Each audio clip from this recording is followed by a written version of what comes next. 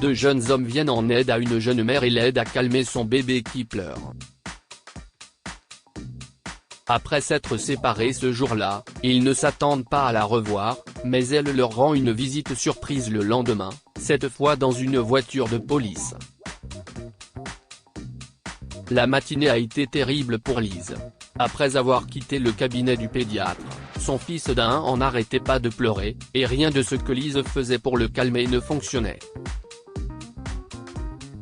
D'habitude, elle pouvait calmer Joe en quelques minutes, mais il pleurait toujours après près d'une demi-heure. « Chérie, calme-toi, s'il te plaît », soupira Lise, impuissante. « Maman va bientôt te ramener à la maison, d'accord ? Sois un bon garçon, Joe. » Mais Joe avait décidé qu'il ne serait pas un bon garçon, et il continuait à inquiéter sa mère. Lise ne savait plus quoi faire. Pendant qu'elle le berçait et qu'elle se promenait sur le trottoir devant le bâtiment du médecin, les gens la dévisageaient terriblement. « Ils doivent penser que je suis une mauvaise mère », se dit-elle tristement. Lise était une jeune maman qui venait d'aménager dans un nouveau quartier du Nouveau-Mexique. Elle avait déjà du mal à s'adapter à son nouvel environnement, et Joe ne lui facilitait pas la tâche. Son mari était un homme d'affaires et il était souvent en voyage d'affaires, si bien qu'elle devait s'occuper seule de Joe. Lise pouvait bien sûr engager une nounou, mais elle voulait que son bébé grandisse auprès de sa famille et sous l'attention de sa mère. Joe, regarde la hauteur de cet arbre. Regarde ces oiseaux. Lise essayait de distraire son bébé qui pleurait, mais c'était peine perdue. Soudain, elle a entendu une voix derrière elle. « Si vous le voulez bien, madame, je peux vous aider. » Lise s'est retournée et a vu deux hommes vêtus de vêtements graisseux. Ils avaient une vingtaine d'années. « Je suis désolée.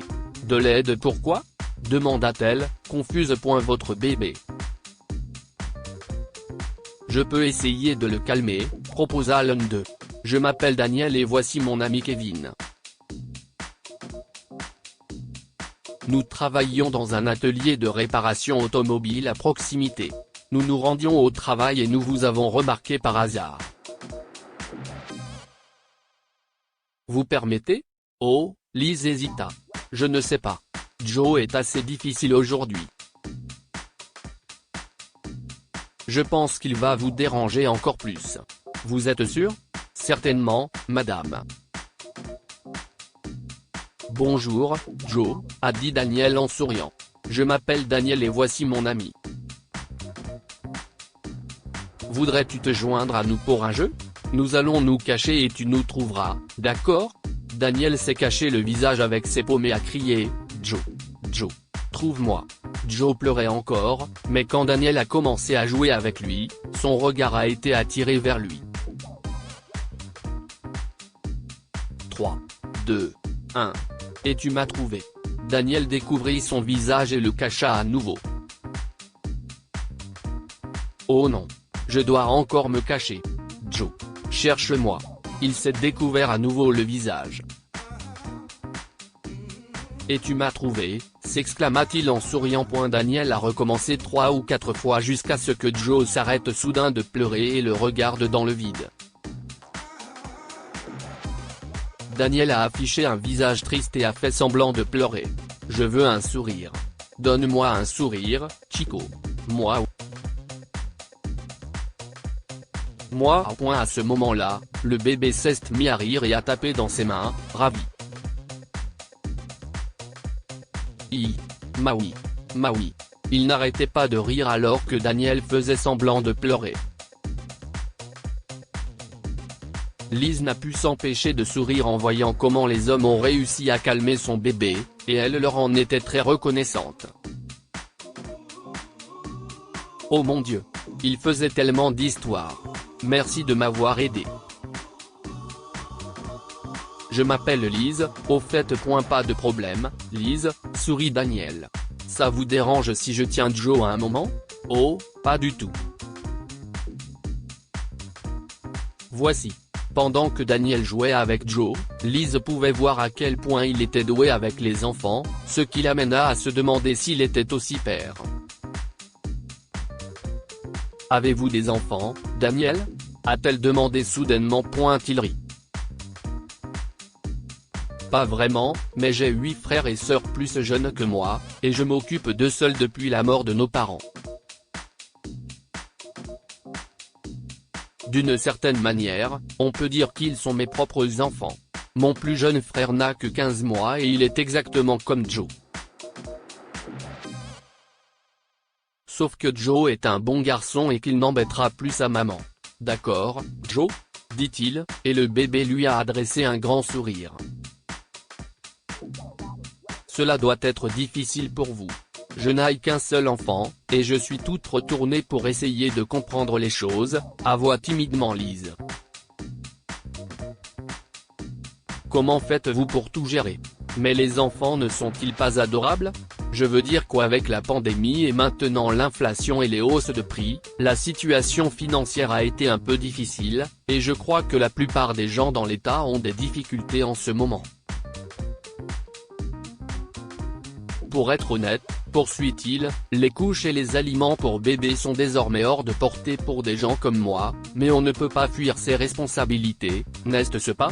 Même si c'est encore plus difficile quand on est le seul à gagner de l'argent. Liz a acquiescé tristement en reprenant Joe. Nous devons aller travailler maintenant. J'ai été ravi de te rencontrer, Joe, a dit Daniel. Bye bye. Alors que les deux hommes saluaient Joe et s'éloignaient, Liz était très inquiète. Elle voulait vraiment aider Daniel et ses frères et sœurs. Le lendemain, Daniel et son ami travaillaient dans leur atelier de réparation automobile. Ils étaient débordés de travail ce jour-là et voulaient en finir au plus vite. Pendant qu'ils travaillaient, ils ont soudain remarqué une voiture de police qui s'arrêtait juste devant l'atelier. Un policier? Qu'est-ce ce qui se passe? Daniel s'est approché de la voiture, mais il n'était pas préparé à ce qu'il a vu ensuite. Liz est descendue du véhicule et s'est approchée de lui. Elle portait un uniforme de police et des lunettes noires. « Comment allez-vous, Daniel ?» demanda-t-elle. Liz. « Mon Dieu, vous êtes policière ?» Elle sourit. « Et cette policière travaille pour la police du Nouveau-Mexique. J'ai une petite surprise pour vous en échange de ce que vous avez fait pour moi hier. » Liz a ouvert le coffre de sa voiture, qui était rempli de couches, d'aliments pour bébé et d'un énorme sac de provisions. Joe est avec sa grand-mère, alors maintenant je peux faire ce que j'aime le plus, protéger et servir les gens, ce qui inclut certainement l'achat de nourriture pour bébé et de couches pour un gentil citoyen qui n'hésite pas à aider les autres dans le besoin. Oh mon Dieu, Liz. Joe était en larmes. Vous n'avez pas besoin de le faire. J'en ai besoin, Daniel. Crois-moi, a-t-elle répondu en souriant. J'espère que cela aidera votre famille. Que pouvons-nous apprendre de cette histoire? Tous les héros ne portent pas de cape. Certains portent des uniformes de police. Touchée par la gentillesse de Daniel qui l'a aidé à consoler son bébé en pleurs, Liz a décidé d'aider Daniel en achetant des produits de première nécessité pour son petit frère et des provisions pour sa famille. Les hommes ont besoin d'être davantage appréciés. Daniel n'a pas la tâche facile lorsqu'il s'agit de s'occuper de ses frères et sœurs tout en étant le seul à gagner de l'argent dans la famille, mais il fait un travail louable et mérite d'être apprécié. Partagez cette histoire avec vos amis. Elle pourrait égayer leur journée et les inspirer.